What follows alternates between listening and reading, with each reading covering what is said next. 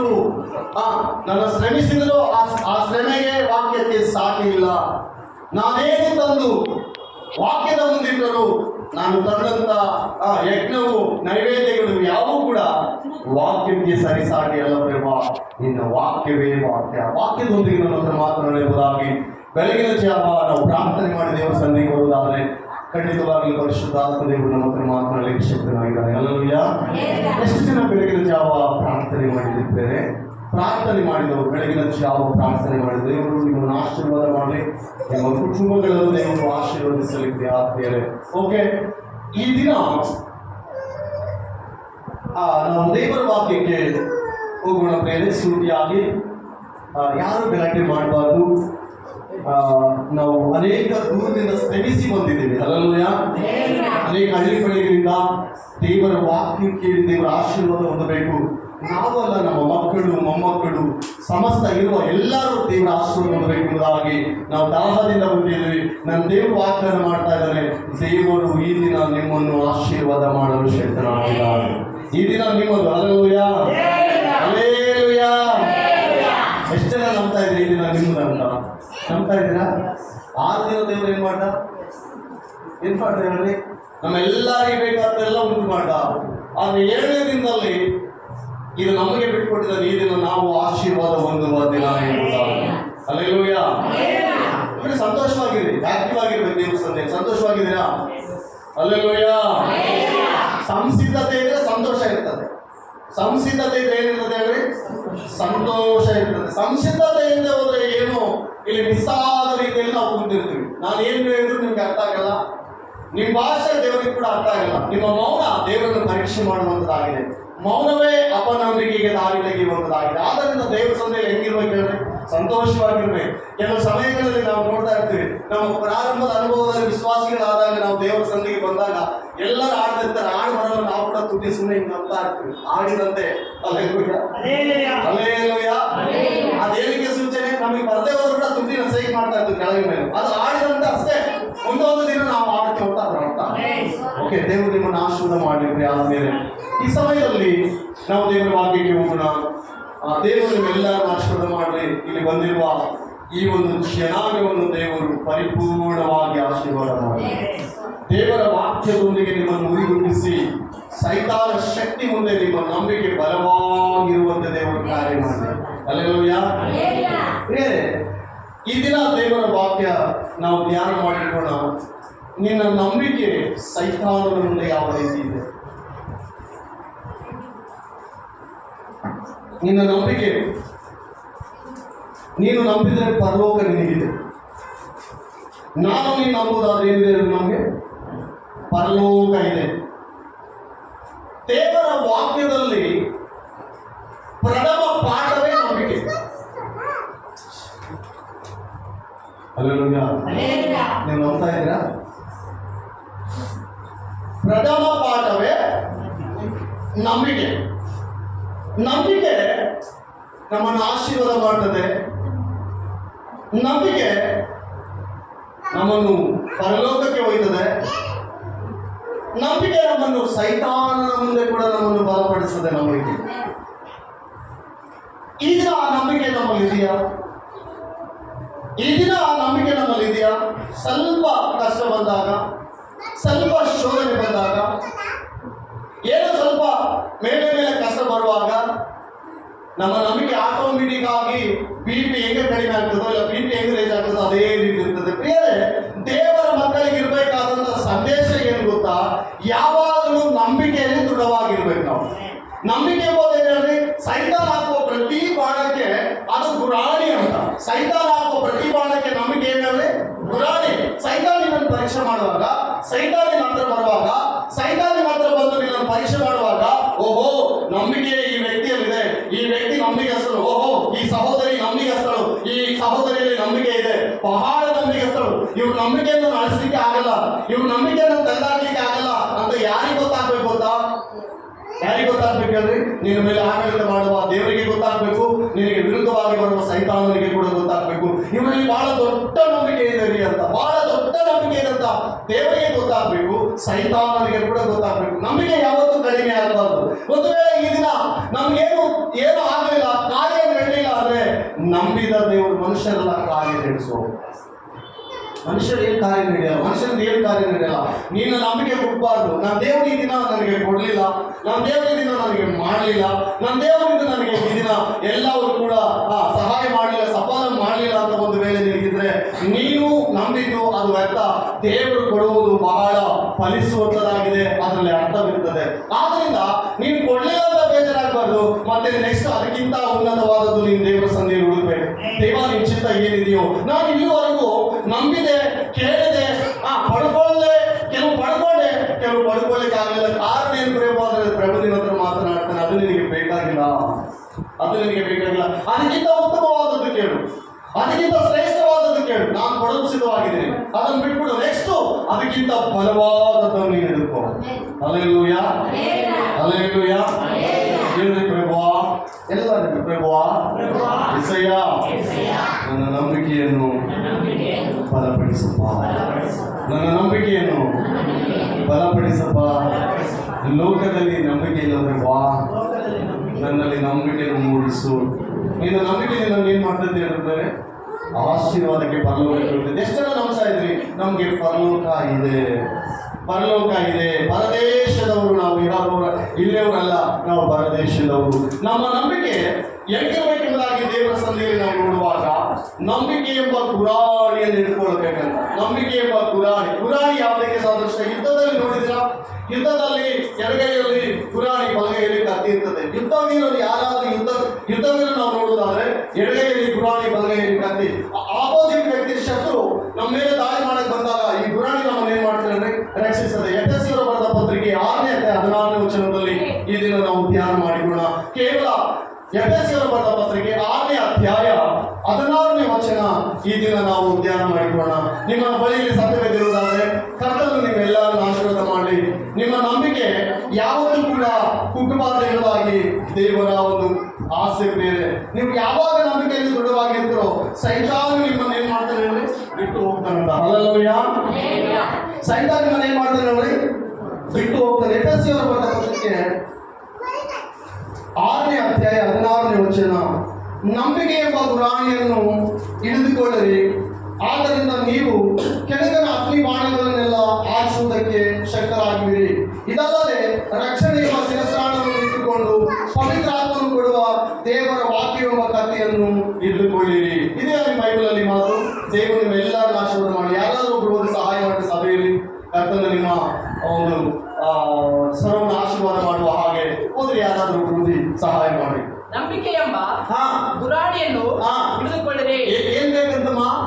ಈ ಕಡೆ ನನ್ನ ಕಡೆ ನೋಡ್ರಿ. ನಿಮ್ಗೆ ಏನ್ ಬೇಕಂತ ಹೇಳ್ರಿ. ದೇವರ ಸನ್ನಿಧಿಗೆ ಬಂದಾಗ, ನೀನು ದೇವರ ಕಡೆಗೆ ಬಂದಾಗ, ದೇವರ ಸಮೀಪಕ್ಕೆ ಬಂದಾಗ ನಿನಗೆ ಬೇಕಾಗಿದ್ದು ಕ್ವಾಲಿಟಿ ಏನ್ ಗೊತ್ತಾ? ಇರಬೇಕಾದಂತ ಕ್ವಾಂಟಿಟಿ ಏನ್ ಗೊತ್ತಾ? ಕೇವಲ ಬಿಲಿವು, ನಂಬಿಕೆ ಅಷ್ಟೇ. ನಂಬಿಕೆ ನಿನ್ನಲ್ಲಿದ್ರೆ ನೀನು ದೇವರಿಂದ ಏನ್ ಕಾರ್ಯ ನಡೀತದೋ ಅದೆಲ್ಲ ನಿನ್ನ ಶಾರೀರಿಕವಾದ ಕಣ್ಣಿಂದ ನೋಡೇ ಹೋದ್ರು ಆತ್ಮೀಯ ಕಣ್ಣು ಅದನ್ನೆಲ್ಲ ಗ್ರಹಿಸ್ತದೆ. Hallelujah, hallelujah. ನೀನು ನಂಬಿಕೆ ನೋಡುವುದು ಶಾರೀರಿಕ ಕಣ್ಣಿನಿಂದಲ್ಲ. ಒಂದು ವೇಳೆ ಶಾರೀರಿಕ ಕಣ್ಣಿನಿಂದ ದೇವರು ನಿನ್ನ ನಂಬಿಕೆ ನೋಡುವುದಾದ್ರೆ, ನಿನ್ನ ಆತ್ಮೀಯ ಕಣ್ಣಿನಿಂದ ನೀನು ನೋಡುವುದಾದ್ರೆ ಎಲ್ಲ ಕ್ಲಿಯರ್ ಆಗಿ ನಮಗೆ ತಿಳಿತದೆ ದೇವರು ಯಾರು ಎಂಬುದಾಗಿ. ಆಗ ನಿನ್ನ ಜೀವಿತದಲ್ಲಿ ಇರುವಂತ ಪ್ರತಿ ವಿಷಯಗಳಿಗೆ ದೇವರು ಆಶ್ಚರ್ಯ ಅದ್ಭುತ ಕಾರ್ಯಗಳನ್ನು ಮಾಡಲು ಪ್ರಾರಂಭಿಸ್ತಾರೆ. ವಾಕ್ಯ ಹೇಳ್ತದೆ ಏನು ಇಟ್ಕೊಳ್ಬೇಕಂತ ನಾವು ನಂಬಿಕೆ ಎಂಬ ಹಲ್ಲೆಲೂಯಾ. ನಂಬಿಕೆದವ್ರು ಪರಲೋಕಕ್ಕೆ ಹೋಗ್ತಾರ? ನಂಬಿಕೆದವ್ರಿಗೆ ದೇವರ ರಾಜ್ಯ ನೋಡ್ಲಿಕ್ಕೆ ಆಗ್ತದ? ನಂಬಿಕೆದವ್ರು ದೇವರ ಆಶೀರ್ವಾದವನ್ನು ನೋಡ್ಲಿಕ್ಕೆ ಆಗ್ತದ? ಪ್ರಕಟಣೆ ಬರ್ತಕ್ಕಂಥ 21ನೇ ಅಧ್ಯಾಯ 28ನೇ ವಚನದಲ್ಲಿ ಒಂದು ಲೀಸ್ಟ್ ಮಾಡಿದ ದೇವರು. ಪ್ರಕಟಣೆ ಕೊನೆಯ ಗ್ರಂಥದಲ್ಲಿ ದೇವರು ಒಂದು ಲೀಸ್ಟ್ ಮಾಡಿದ್ದಾನೆ ಯಾರ್ಯಾರಿಗೆ ಪರಲೋಕ ಇಲ್ಲ ಎಂಬುದಾಗಿ. ಹಲ್ಲೆಲೂಯಾ. ನೀವು ಮನೆಗೆ ಸ್ಟಡಿ ಮಾಡಿಕೊಡ್ರಿ. ಪ್ರಕಟಣೆ ಬರ್ತಕ್ಕಂಥ ಒಂದು ವೇಳೆ ಈ ದಿನ ದೇವರ ಚಿತ್ತವಾದ್ರೆ ಆ ಒಂದು ವಾಕ್ಯಗಳನ್ನು ಕೂಡ ಈ ದಿನ ನಾವು ಧ್ಯಾನ ಮಾಡಿಕೊಳ್ಳೋಣ. ಒಂದು ಲೀಸ್ಟ್ ಮಾಡಿದ ದೇವರು ಯಾರ್ಯಾರಿಗೆ ಪರಲೋಕ ಇಲ್ಲ, ಯಾರ್ಯಾರು ಪರಲೋಕಕ್ಕೆ ಹೋಗಲ್ಲ, ಎಂಟವರು ಪರಲೋಕಕ್ಕೆ ಹೋಗ್ತಾರೆ, ಯಾರು ಪರಲೋಕದ ನಿವಾಸಿಗಳು, ಯಾರು ದೇವರ ಆಶೀರ್ವಾದ ಹೊಂದ್ತಾರೆ, ಯಾರು ದೇವರ ಆಶೀರ್ವಾದ ಹೊಂದಲ್ಲ, ಯಾರು ಕೂಡ ನಂಬಿಕೆಯಲ್ಲಿ ಇರ್ತಾರೋ ಅವರಿಗೆ ಅವ್ರ ಮೇಲೆ ಮಾತ್ರ ದೇವರ ಆಶೀರ್ವಾದ ಅಂತ. ಅಬ್ರಾಹ್ಮನ ವಿಷಯದಲ್ಲಿ ನಾವು ನೋಡುವುದಾದ್ರೆ ದೇವರು ಅಬ್ರಾಹ್ಮನ ನಂಬಿದ ಅಷ್ಟೇ, ನಂಬಿದ ಅಂತ ಬರೆಯಲ್ಪಟ್ಟಿದೆ ವಾಕ್ಯ. ಏನಾಗಿದೆ ಹೇಳ್ರಿ? ನಂಬಿದ. ನೀವು ನೋಡಿದ್ರಲ್ಲ ದೇವರ ವಾಕ್ಯಗಳು ಓದಿದ್ರೆ, ನನಗಿಂತಲೂ ಬಹಳ ವಿದ್ಯಾವಂತರಿದ್ರಿ, ನನಗಿಂತಲೂ ಬಹಳ ಬುದ್ಧಿವಂತ ನನ್ನ ಸಹೋದರಿದ್ರಿ. ದೇವರಿಗೆ ಸ್ತೋತ್ರ. ದೇವರು ನಿಮ್ಮನ್ನು ಆಶೀರ್ವಾದ ಮಾಡಲಿ.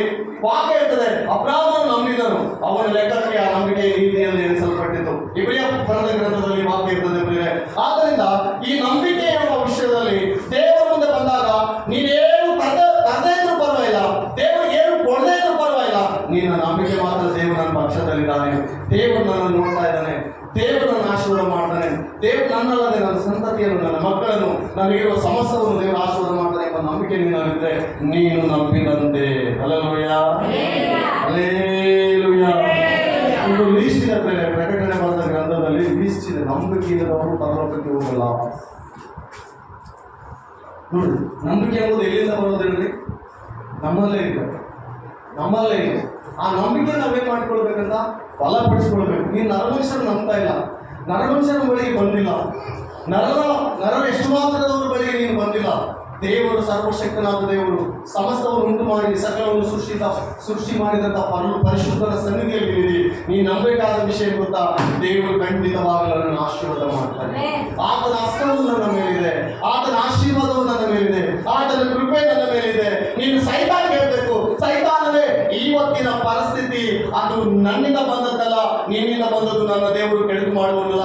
ನನ್ನ ದೇವರು ಈ ಪರಿಸ್ಥಿತಿಯ ಮೇಲೆ ನನಗೆ ಜಯಕೊಟ್ಟು ನನ್ನನ್ನು ಆಶೀರ್ವಾದ ಮಾಡಲು ಶಕ್ತರಿರುವುದಾಗಿ ಸೈತಾನ ಮುಂದೆ ಹೇಳ್ಬೇಕು. ನಿನ್ನನ್ನು ಸೈತಾನ ಬಿಟ್ಟು ಹೋಗ್ಬೇಕಂದ್ರೆ ನೀನೇನ್ ಮಾಡ್ಬೇಕಂತ? ಸೈತಾನನ ಮುಂದೆ ಬಹಳ ನಂಬಿಕಸ್ಥನಾಗಿರ್ಬೇಕು. ಸೈತಾನ ಆಗಾಗ ಪರೀಕ್ಷೆ ಮಾಡ್ತಾನೆ ನಮ್ಮನ್ನು. ಸೈತಾನ ಆಗಾಗ ನರರ ಮೂಲಕ ಆಗಲಿ, ಫ್ರೆಂಡ್ಶಿಪ್ ಮೂಲಕ ಆಗಲಿ, ಇಲ್ಲ ಕುಟುಂಬ ವ್ಯವಸ್ಥೆ ಮೂಲಕ ಆಗಲಿ, ಯಾವುದೋ ಒಂದು ರೀತಿಯಲ್ಲಿ ಸೈತಾನ ಆಗಾಗ ನಮ್ಮನ್ನು ಟಚ್ ಮಾಡ್ತಾನೆ ಇರ್ತಾನೆ. ನಮಗೆ ಸೈತಾನ ಇಲ್ಲದೆ ಹೋದ್ರೆ ನಾವು ಬಿದ್ದೋಗ್ಬಿಡ್ತೀವಿ. ಆಗಾಗ ಸೈತಾನ ಕೂಡ ಬೇಕು. ಅದೇ ಪೌಲನು ಹೇಳ್ತಾ ಇದ್ದಾರೆ, ಪ್ರಭಾ ನೀನು ನನ್ನಲ್ಲಿ ಒಂದು ಮುಳ್ಳಿಟ್ಟಿದ್ದೀನಿ ತಗಿ ಅಂತ ದೇವರು ಕೇಳಿದ್ರೆ ದೇವರು ಹೇಳ್ತಾನೆ, ಅದು ಇಲ್ಲೇ ಬೇಕಪ್ಪ, ನಿಮಗೆ ಅದೊಂದು ಎಚ್ಚರ ಸಿಗ್ನಲ್ ಅಷ್ಟೇ. ಅದು ಇಲ್ಲದೆ ಹೋದ್ರೆ ಆರಾಮಾಗಿ ನಿದ್ದೆ ಮಾಡ್ತೀವಿ. ಯಾವಾಗಲೂ ಸುಖವಾಗಿದ್ದು ನಾವೇನು ಮಾಡ್ತೀವಿ ಹೇಳ್ರಿ? ಇವತ್ತು 6 ಗಂಟೆಗೆ ಇದ್ದವ್ರು ನಾಳೆ 7 ಗಂಟೆಗೆ, ಇವತ್ತು ನಾಳೆ 7 ಗಂಟೆಗೆ ಇದ್ರೆ 9 ಗಂಟೆಗೆ. ಇನ್ನು ನಮ್ಮಷ್ಟು ಸುಖ ಸಂತೋಷ ಯಾರಿಗಿದೆ? ಹಲ್ಲೆಲೂಯ. ಆದ್ರಿಂದ ಸೈತಾನ ನೀವು ಒಂದು ನಮಗೆ ಬೇಕು. ಆದರೆ ಸೈತಾನನ ಮುಂದೆ ನಮ್ಮ ನಂಬಿಕೆ ಹೆಂಗಿರ್ಬೇಕಂತ ಒಂದು ಗುರಾಣಿ ಅಂತೆ ವಾಕ್ಯ ನೋಡಿ. ಹೋಗಿ ಯಾರಾದ್ರು ನಂಬಿಕೆ ಎಂಬ ಗುರಾಣಿಯನ್ನು ಹಿಡಿದುಕೊಳ್ಳಿರಿ, ನಂಬಿಕೆ ಎಂಬ ಗುರಾಣಿಯನ್ನು ಹಿಡಿದುಕೊಳ್ಳಿರಿ, ಅದರಿಂದ ನೀವು ಕೆಡುಕನ ಅಗ್ನಿ ಬಾಣಗಳನ್ನೆಲ್ಲ. ಯಾರು ಜಯಿಸಿರುವಂತ ನಂಬಿಕೆಯಲ್ಲಿ ಎಷ್ಟು ಶಕ್ತಿ ಇದೆ ಹೇಳಿ? ನಂಬಿಕೆ ನಿನಗೆ ಕಾಣ್ತದ? ನಿನ್ನಲ್ಲಿ ಏನು ನಂಬಿಕೆ ಇದೆ ನನಗೆ ಕಾಣ್ತದ? ಈ ದಿನ ನೀನು ಏನು ಬಂದಿದ್ದೆ ನನಗೆ ಗೊತ್ತಿಲ್ಲ, ಈ ದಿನ ನೀನು ಏನು ನಂಬಿ ಬಂದಿದ್ದೆ ಗೊತ್ತಿಲ್ಲ, ಏನು ಪ್ರಾರ್ಥನೆ ಮಾಡಿದ್ರೆ ಗೊತ್ತಿಲ್ಲ, ದೇವರಿಗೆ ಏನು ವಿಜ್ಞಾಪನೆ ಸಲ್ಲಿಸಿ ಬಂದಿದ್ದೆ ಗೊತ್ತಿಲ್ಲ, ದೇವರಲ್ಲಿ ಏನು ಆಶಿಸಿ ಬಂದಿದೆಯೋ ನಿಮ್ಗೆ ಗೊತ್ತಿಲ್ಲ. ಆದ್ರೆ ನನ್ನ ದೇವರು ಹೇಳ್ತಾ ಇದ್ದೇನೆ, ನೀನೇನು ಆಶಿಸಿ ಬಂದಿದೆಯೋ ಅದು ದೈವಚಿತ್ತವಾಗಿರುವುದಾದ್ರೆ ನೀನು ಹೋಗೋದ್ರೊಳಗಾಗಿ ನನ್ನ ದೇವರನ್ನು ಸಫಲ ಮಾಡಲಿಕ್ಕೆ ಶಕ್ತನಾಗಿಲ್ಲ. ನೀನು ಮನೆಗೆ ಹೋಗೋದ್ರೊಳಗೆ, ನೀನು ಊರಿಗೆ ಹೋಗೋದ್ರೊಳಗೆ, ನೀನು ಗ್ರಾಮಕ್ಕೆ ಹೋಗೋದ್ರೊಳಗೆ ನಿನಗೊಂದು ಗುಡ್ ನ್ಯೂಸ್ ದೇವರು ಕಿವಿಯಲ್ಲಿ ಆಗಿರುತ್ತೆ. ಅದು ದೈವಚಿತ್ತವಾಗಿರ್ಬೇಕು.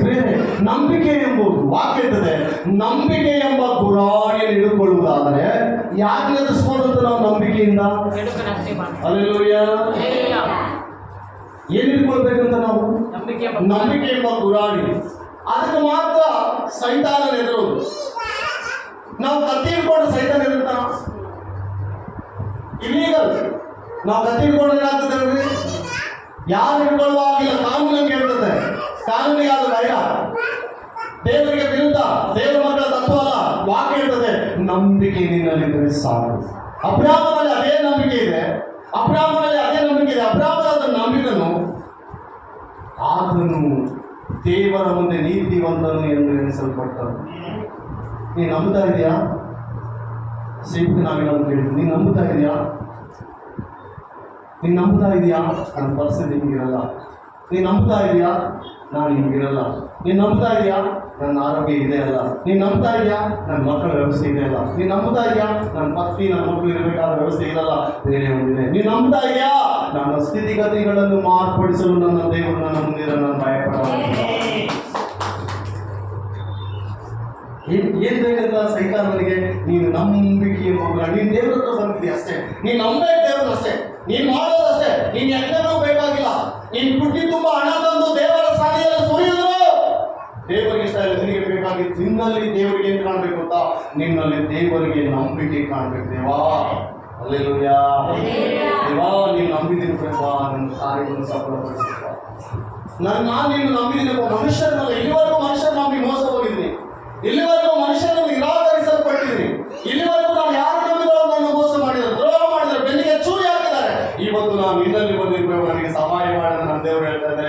నన్ను ನಂಬಿದವರ ಅಥವಾ ಎಂದಿಗೂ ಹಾಸ್ಯವಾಗುವುದೇ. ఆయన నమ్మితే ఎలా ఉంటుంది చెప్పండి? ಆತನ ನಂಬಿದ್ರೆ ಹೆಂಗಿರ್ತದೆ ಹೇಳ್ರಿ? ಬಹಳ ಅದ್ಭುತವಾಗಿ ಪ್ರೇರೆ ಆತನ ನಂಬಿದವರಲ್ಲಿ ಇರುವಂತ ಅನುಭವ ಹೊರಗಿನವರಲ್ಲಿ ಇರಲ್ಲ, ಕಾಣದ ಅನುಭವ. ನೀವು ಯಾರನ್ನಾದ್ರೂ ಹೋಗಿ ಟಚ್ ಮಾಡಿ ಅಂದಿರನ್ನ, ನೀನು ಸಣ್ಣವನೇ ಆಗಿರು, ಅವ್ರಿಗಿನ ಚಿಕ್ಕವನೇ ಆಗಿರು, ಸಹೋದರಿ ಚಿಕ್ಕವಳೇ ಆಗಿರು, ತೊಂದರೆ ಇಲ್ಲ. ಅವ್ರು ನೀನು ಟಚ್ ಮಾಡುವಾಗ ನಿನ್ನ ಕಾರ್ಯಗಳೆಲ್ಲ ಕೂಡ ಅವ್ರಿಗೆ ಅಪ್ಡೇಟ್ ಮಾಡುವಾಗ ಅವ್ರಿಗೆ ಏನಾಗ್ತದೆ ಗೊತ್ತಾ? ತಲೆಯಲ್ಲಿ ಬ್ರೈನ್ ಕರ್ಕೊಂತ ತೆಗಿಬಿಡ್ತದೆ. ಏನಪ್ಪ ಗೊತ್ತಿಲ್ಲ, ಹೊಸ ವಿಷಯಗಳು ಇವ್ರ ಹತ್ರ ನಮ್ಮ ಹತ್ರ ಹಂಚ್ಕೊಳ್ತಾ ಇದ್ದಾರೆ. ಲೋಕದಲ್ಲಿ ಎಲ್ಲ ನಮಗೆ ಗೊತ್ತು, ಆದ್ರೆ ಇವರಲ್ಲಿರುವ ಟ್ಯಾಲೆಂಟ್ ನಮ್ಗೆ ಅರ್ಥ ಆಗ್ತಾ ಇಲ್ಲ. ಏನ್ ಟ್ಯಾಲೆಂಟ್ ಇರ್ಬೋದು, ಬಹಳ ಸೂಕ್ಷ್ಮವಾಗಿರ್ತದೆ. ಬಟ್ ನಿನ್ನ ವಿಷಯದಲ್ಲಿ ಅವರು ನಿನ್ನನ್ನು ಸ್ಟಡಿ ಮಾಡಲಿಕ್ಕೆ ನಾನು ದೇವರು ಬಿಟ್ಕೊಡಲ್ಲ. ನಿನ್ನ ಜೀವಿತ ಸ್ಟಡಿ ಮಾಡಲಿಕ್ಕೆ ದೇವರು ಅಷ್ಟು ಸುಲಭವಾಗಿ ನಿನ್ನ ಬಿಟ್ಕೊಡಲ್ಲ. ಎಲ್ಲೋ ಅಂತಲೇ ನಿನ್ನನ್ನು ರಹಸ್ಯವಾಗಿ ಆತರ ಏನ್ ಮಾಡಿದಂತ ಅಭ್ಯಸಿಟ್ಟಿರ್ತಾನೆ. ಅದಕ್ಕೆ ಭಕ್ತನಾದ ದಾವೀದನು ಹೇಳ್ತಾನೆ, ಆಪತ್ತಿನ ಕಾಲದಲ್ಲಿ ನೀನು ನನಗೆ ಆಶ್ರಯವು, ನಾನು ಮೊರೆ ಹೋಗುವ ದುರ್ಗವು ನೀನೇ, ನಾನು ಆಪತ್ತಿನ ಕಾಲವು ತೀರುವ ತನಕ ನಿನ್ನ ರಕ್ಕೆಯ ಮರೆಯನ್ನು ಆಶ್ರಯಿಸಿಕೊಳ್ತಾ ಇದ್ದೇನೆ. ಆದ್ಮೇಲೆ ನೀನು ನನ್ನ ದೇವರು ನಂಬಿದ್ಯಾ? ಮನುಷ್ಯನಲ್ಲ, ನಾನು ನಂಬಿದ ದೇವರು ನೀವು ನಂಬಿದ್ದೀರಿ. ನಾವೆಲ್ಲರೂ ದೇವರ ಮಕ್ಕಳ, ದೇವರ ಮಕ್ಕಳಿಂದಾಗಿ ನಾವು ಕರೆಯಲ್ಪಡ್ತಾ ಇದೆ.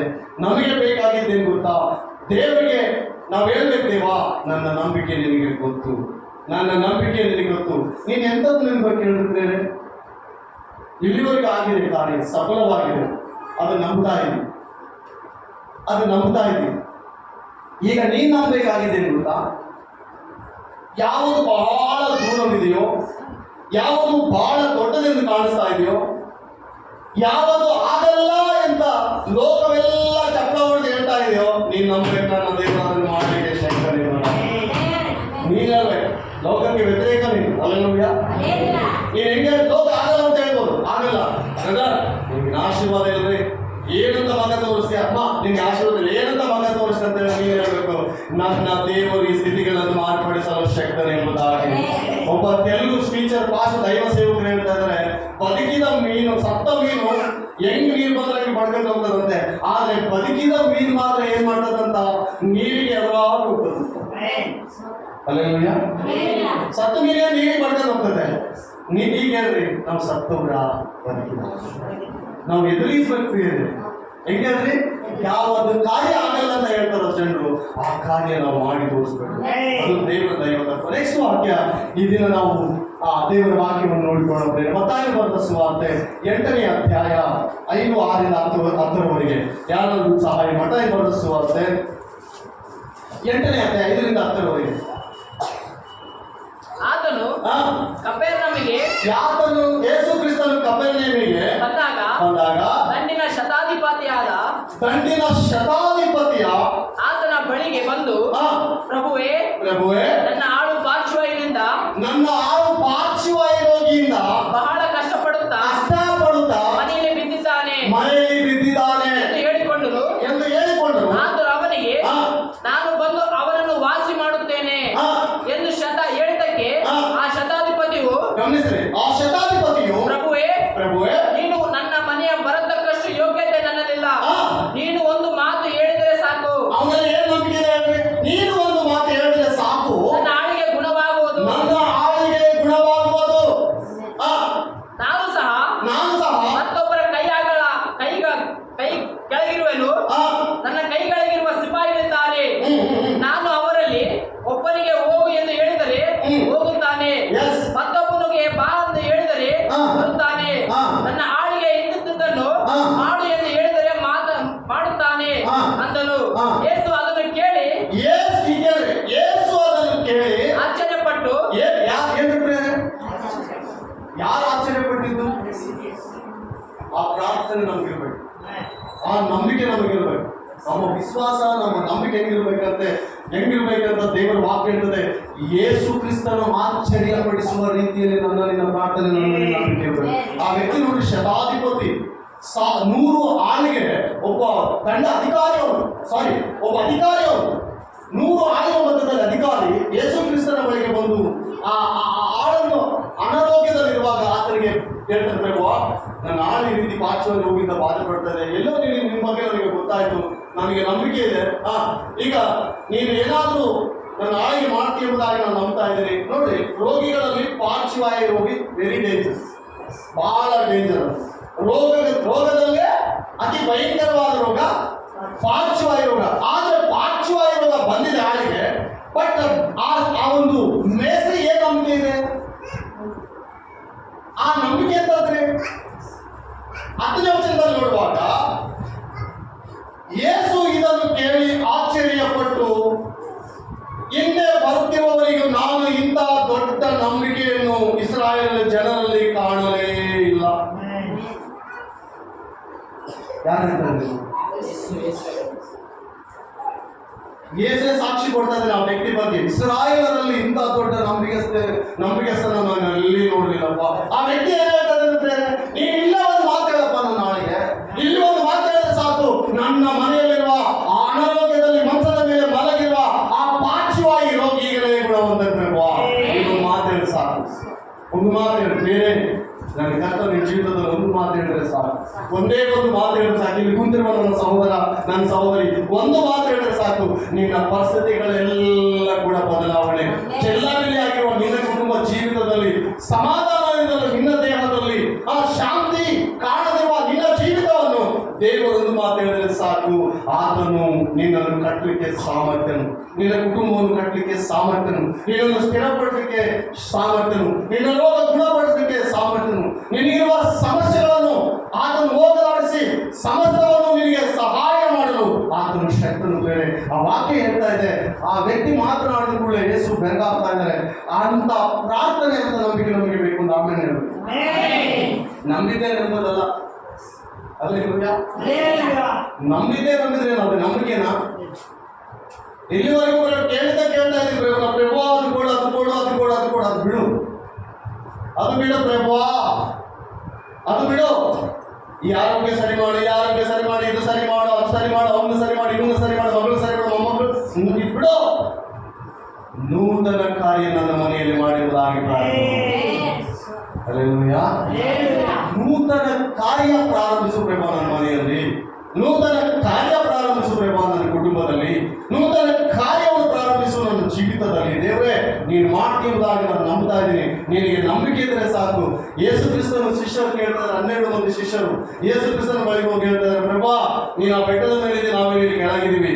ಈಗ ನೀವೆಲ್ಲ ನೀವು ಹಿಡಿದು ಬಂದಿರಿ, ಪ್ರಾರ್ಥನೆಯಲ್ಲಿ ನಿನ್ನ ಮುಖ ಪ್ರಕಾಶವಂತವಾಗಿದೆ. ಇದಕ್ಕೆ ಕಾರಣ ಏನಂತ ಹೇಳಿದ್ರೆ, ಇದಕ್ಕೆ ಎಲ್ಲ ನಂಬಿಕೆ. ನೀವು ನಂಬಿ ಈ ಅತ್ತಿ ಮರವನ್ನು ಸಮುದ್ರದಲ್ಲಿ ಕಿತ್ತಿ ಬಿಡ ಅಂತ ಹೇಳಿದ್ರೆ, ಈ ಅತ್ತಿ ಮರ ನಿಮ್ಮ ಮಾತು ಕೇಳುತ್ತಂತ ಯೇಸು ಸ್ವಾಮಿ ಹೇಳ್ತಾರೆ. ಅಲ್ಲೆಲ್ಲೂಯ್ಯ. ನೆಕ್ಸ್ಟ್ ಒಂದಲ್ಲಿ ಅದೇ ಸಂಭಾಷಣೆ ಮಾಡ್ತಾ ಇದ್ದಾರೆ ಶಿಷ್ಯರೊಂದಿಗೆ, ನಿಮಗೆ ಶಾಶ್ವತ ಕಾಲಷ್ಟು ನಂಬಿಕೆ ನಿಮ್ಮಲ್ಲಿದ್ರೆ ನನ್ನ ಕಾರ್ಯಗಳನ್ನು ನೋಡಿದ್ರೆ. ಶಾಶ್ವತ ಕಾಲ ಎಷ್ಟಿರ್ತದೆ? ಶಾಶ್ವತ ಕಾಲ ಎಷ್ಟಿರ್ತದೆ ನೋಡಿ. ನಾವು ಒಗ್ಗರಣೆ ಕೊಡ್ತೇವೆ, ಶಾಶ್ವತ ಕಾಲ ತುಂಬಾ ಟೇಸ್ಟ್ ಅದು ಆರೋಗ್ಯ ಕೂಡ ಒಳ್ಳೇದು, ಕಣ್ಣಿಗೆ ಕೂಡ ಒಳ್ಳೇದು, ಎಲ್ಲ ಹೆಲ್ತ್ ಬೆನಿಫಿಟ್ ಅದು ತುಂಬಾ ಒಳ್ಳೇದು. ಆ ಶಾಶ್ವತ ಕಾಲಷ್ಟು ನಂಬಿಕೆ ನಿನಗಿದ್ರೆ ದೇವರ ಕಾರ್ಯಗಳನ್ನು ನೀನು ನೋಡಬೇಕು. ಅಲ್ಲೆಲ್ಲೂಯ್ಯ. ಆ ನಂಬಿಕೆ ನಮಗಿದೆಯಾ ಬೇರೆ?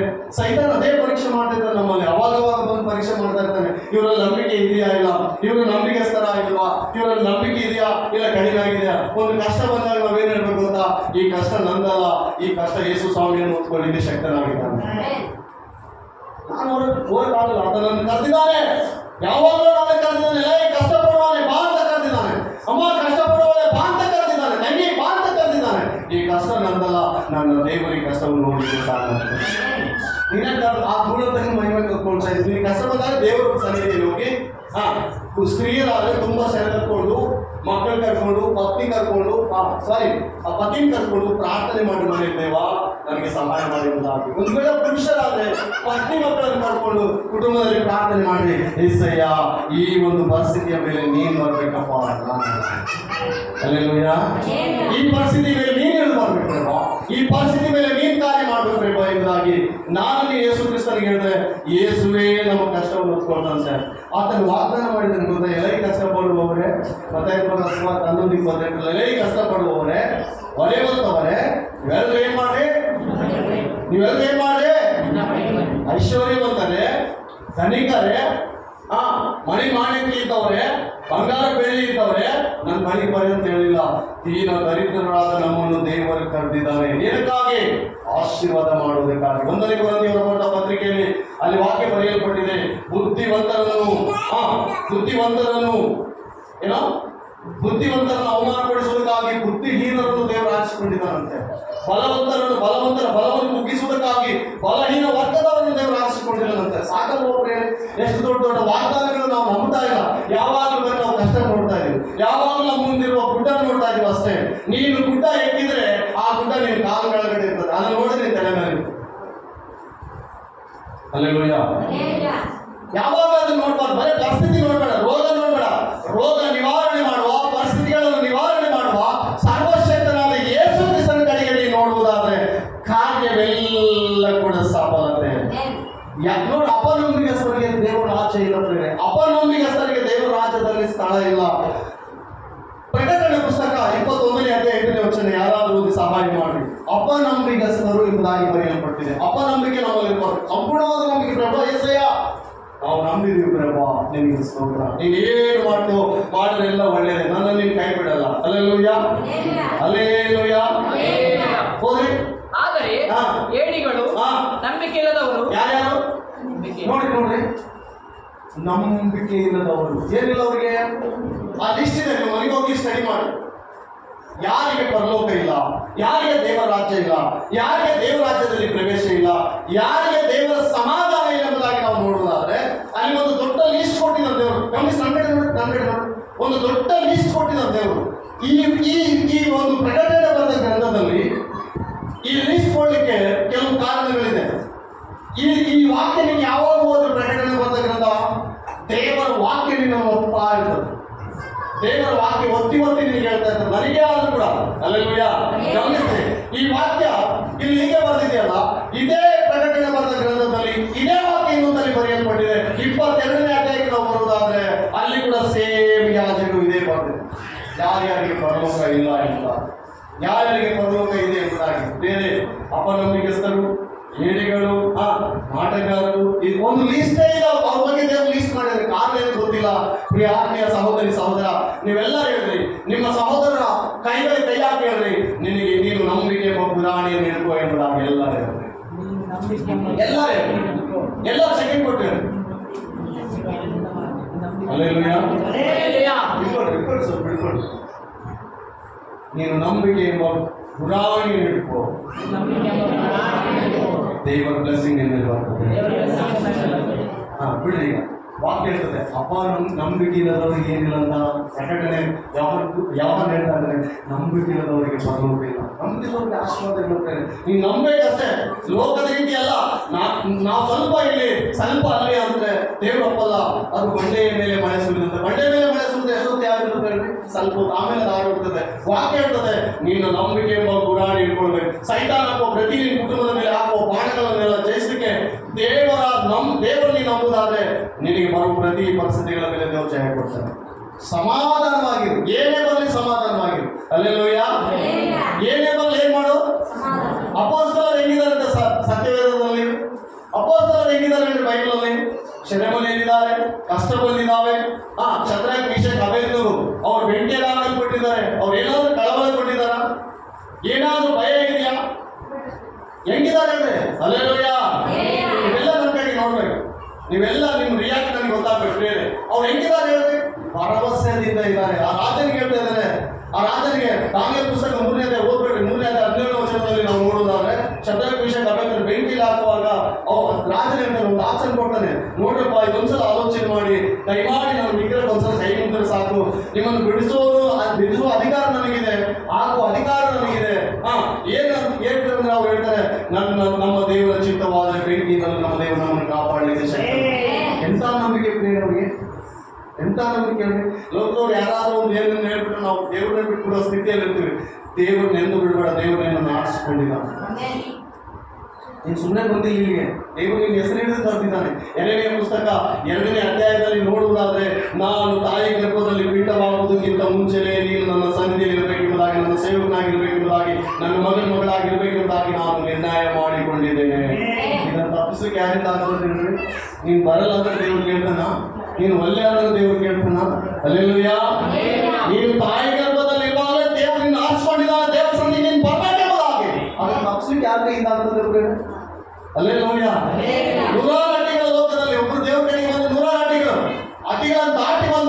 ಬಲವಾಗಿ ನೀನು ನಿಂತ್ಕೊಂಡ್ರೆ ಯೇಸು ನಿನ್ನ ಪಕ್ಷದಲ್ಲಿ ಇರ್ತಾನೆ. ದೈವ ಸಮಾಧಾನ ನಿನ್ನ ಕುಟುಂಬದಲ್ಲಿ ಇರ್ತದೆ, ದೈವ ಶಾಂತಿ ನಿಮ್ಮ ಕುಟುಂಬದಲ್ಲಿ ಇರ್ತದೆ. ನಿಮ್ಮ ಕುಟುಂಬವಾಗಿರುವಲ್ಲ, ಇಲ್ಲಿವರೆಗೂ ನಿಮ್ಮ ಕುಟುಂಬ ಬೆಲಿ ಕಳವಳದಲ್ಲಿ ಇರ್ಬೋದೇನೋ. ಯೇಸುವಿನ ನಿಜವಾದ ದೈವಿಕ ಶಾಂತಿಯ ನಂಬಿಕೆಯಲ್ಲಿ ನೀನು ಇಂದಿನ ಮನೆಗೆ ಪ್ರವೇಶಿಸಿ ನೀನು ಕಾಲಿಡುವುದಾದ್ರೆ ನಿನಗೆ ಹೋಗುವಾಗಲೇ ಕಂಡದ ಯೇಸುವಿನ ನಿತ್ಯ ಸಮಾಧಾನ ಏನೆಂಬುದಾಗಿ. ಹಲ್ಲೆಲೂಯಾ. ಧರ್ಮೋಪದೇಶ ಕಾಂಡ 33ನೇ ಅಧ್ಯಾಯ 28-29. ಧರ್ಮೋಪದೇಶ ಕಾಂಡ 33:28-29. ಆದ ಕಾರಣ ಇಸ್ರಾಯೇಲರು ಆಕಾಶದಿಂದ ಮಂಜು ಸುರಿದು ಧಾನ್ಯವು ದ್ರಾಕ್ಷರಸವು ಸಮೃದ್ಧಿಯಾಗಿರುವ ದೇಶದೆಲ್ಲ ಸೇರಿ ನಿರ್ಭಯವಾಗಿ ವಾಸಿಸುವರಾದರು. ಏನ್ ಮಾಡಿರ್ತಾರೆ? ಮತ್ತೊಂದ್ಸಲ ವಾಕ್ಯ ಹೋದ್ರಿ. ಪ್ರಿಯ ದೇವರ ಸಭೆಯೇ ಗಮನಿಸ್ರಿ, ನಿಮಗೆ ಭಯದ ವಾತಾವರಣ ಈ ದಿನ ಇದೆಯಾ? ದೇವರ ಕೈ ಹಿಡ್ಕೋ. ಭಯದ ವಾತಾವರಣ ಎಲ್ಲ ಕೂಡ ದೇವರ ನಿವಾರಣೆ ಮಾಡಲಿಕ್ಕೆ ಶಕ್ತನು. ಈಗ ದೈವಿಕ ಸಮಾಧಾನದಿಂದ ತುಂಬಲು ಶಕ್ತನು. ಇಲ್ಲಿವರೆಗೂ ನೀನು ಭಯಪಟ್ಟು ಅಧೈರ್ಯದಿಂದಿದೆಯಾ? ದೇವರು ನಿನ್ನ ಹತ್ರ ಮಾತನಾಡ್ತಾ ಇದ್ದೀಗೋ, ನಿನಗೆ ಸಮೃದ್ಧಿಕರವಾದ ಧನ ದ್ರಾಕ್ಷರಸವನ್ನು ಕೊಟ್ಟು ನೀನು ಸೇರಬೇಕಾದಂತಹ ಸ್ಥಳಕ್ಕೆ ನಿನ್ನನ್ನು ಸೇರಿಸಿ ನಿನ್ನನ್ನು ಪೋಷಿಸಲಿಕ್ಕೆ ಆತನ ಸಾಮರ್ಥ್ಯನು. ಇಸ್ರಾಯೇಲಿಗೆ ಸೇಮ್ ಯಾವ್ದು ಇದಾಗಿದೆ. ಇಸ್ರಾಯೇಲಿಗೆ ಹೇಳಿದೆ ಗೊತ್ತಾ? ನಾವಿನ್ನು ಇದೇ ನಮಗೆ ಗತಿ, ಐಗುಪ್ತ ದೇಶವೇ ನಮಗೆ ಗತಿ. ನಿನ್ನ ಕಾನಾನ್ ದೇಶಕ್ಕೆ ಹೋಗಲ್ಲ, ಆಲೋಚನೆ ನಡೆಯುವ ದೇಶಕ್ಕೆ ಹೋಗಲ್ಲ. ದೇವರ ಆಶೀರ್ವಾದ ನಮ್ಮನ್ನು ಯಾರು ಬಿಡಿಸ್ತಾರೆ? ದಿಸಾ ಇದೇ ಪಿಟ್ಟಿ ಕೆಲಸದಲ್ಲಿ ಇರಬೇಕು, ಇದೇ ಪಿಟ್ಟಿ ಬದುಕಿನಲ್ಲಿ ಇರಬೇಕು, ನಾವು ಹೆಂಗೆ ಇರಬೇಕೆಂಬುದಾಗಿ ಅವರು ಫಿಕ್ಸ್ ಆಗಿದ್ದಾರೆ. ಆದ್ರೆ ದೇವರ ನಿರ್ಣಯ ಬೇರೆ ಬೇರೆ. Hallelujah, hallelujah. ಎಲ್ಲರ ಕೈಗಳಿಗೆ ಹಲ್ಲೆಲೂಯಾ, ಹಲ್ಲೆಲೂಯಾ. ಫಿಕ್ಸ್ ಆಗಿದ್ದಾರೆ. ಏನಾಗಿದ್ದಾರೆ? ಇಷ್ಟೇ ನಮ್ಮ ಜೀವಿತ, ಇಷ್ಟೇ ಅಂತ ಅಂದಿದ್ದಾರೆ. ಆದ್ರೆ ದೇವರ ನಿರ್ಣಯ ಬೇರೆ ಇದೆ. ದೇವರ ನಿರ್ಣಯ ಬೇರೆ ಇದೆ. ನೋಡಿ ಆ ವಾಕ್ಯ ಒಂದ್ಸಲ ಹೋದ್ರೆ. ಆದ ಕಾರಣ ಇಸ್ರಾಯೇಲರು ಆಕಾಶದಿಂದ ಮಂಜು ಸುರಿದು ಧಾನ್ಯವು ದ್ರಾಕ್ಷವು ಸಮೃದ್ಧಿಯಾಗಿರುವ ದೇಶದೆಲ್ಲ ಸೇರಿ ನಿರ್ಭಯವಾಗಿ ವಾಸಿಸುವರಾದರು. ಏನ್ ಮಾಡಿದಂತವರು ನೋಡಿ, ದೇವರ ಬ್ಲೆಸ್ಸಿಂಗ್ ಎಲ್ಲರಿಗೂ ಭಯಗಳಿದ್ದಾರೆ.